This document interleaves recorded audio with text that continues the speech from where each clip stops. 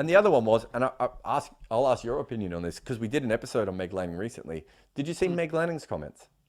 No, I did not. So What Meg did she Lanning say? said, she said either play more Test cricket or don't play it at all. I Wow. wonder, and I remember having this conversation when we were doing Death of a Gentleman because occasionally we'd be asked about women's Test cricket, and our answer was pretty standard. Well, we can't fix men's Test cricket. How on earth do we think we're going to fix women's Test cricket, right? Like, and at that stage, so when we were making that around 2012, 2015, that sort of period, the women's white ball cricket was kind of what we see now was taking off at that point. Uh-huh.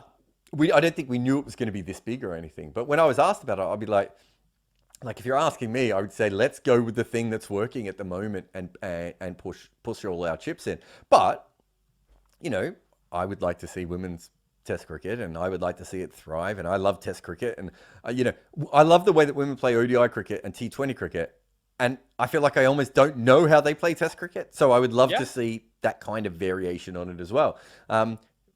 But Meg Lanning's right. Like, I don't think you can have three formats of women's cricket. I just don't think it's. If Susie Bates has never played a Test match, can we really say that women's Test cricket exists? Like, if we're It's being not the serious, pinnacle, right? is it? It's definitely not the pinnacle because of a low sample size. Did Sana Mia play Test cricket?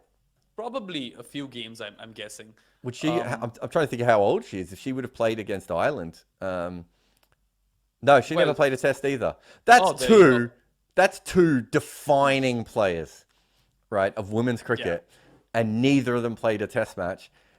I would argue that women's Test cricket doesn't exist at that point. And do you know, I don't know if you knew this, but I didn't know that Pakistan and Ireland had played a women's Test until I got to Ireland for the men's Test.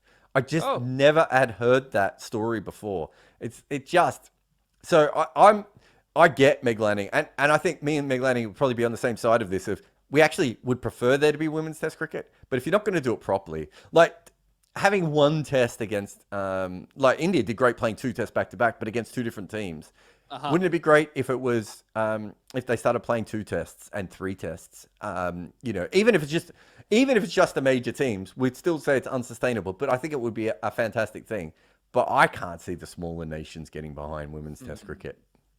I can't either. I mean, when I can speak for Pakistan, we barely see them get behind women's cricket per se, Yeah. period. So when it comes to Test cricket, that's even a different conversation. But I do think that there's enough interest now in India for them to at least have 2 to 3 Test match series with other nations. Oh yeah, And yeah. let's see. Yeah. So there is a market over there. And I see on Twitter all the time, so many of my Indian followers and people who I follow are literally just constantly talking about Indians women's cricket. It is the same in Pakistan. Unfortunately, the board doesn't really back it. But yeah, I mean, it's an interesting time that we live in, and I think Meg Lanning maybe now she feels more empowered to make that comment now that she's retired, right? Playing more shots than she did when she was on the field. Although she played a lot of shots when she was on the field.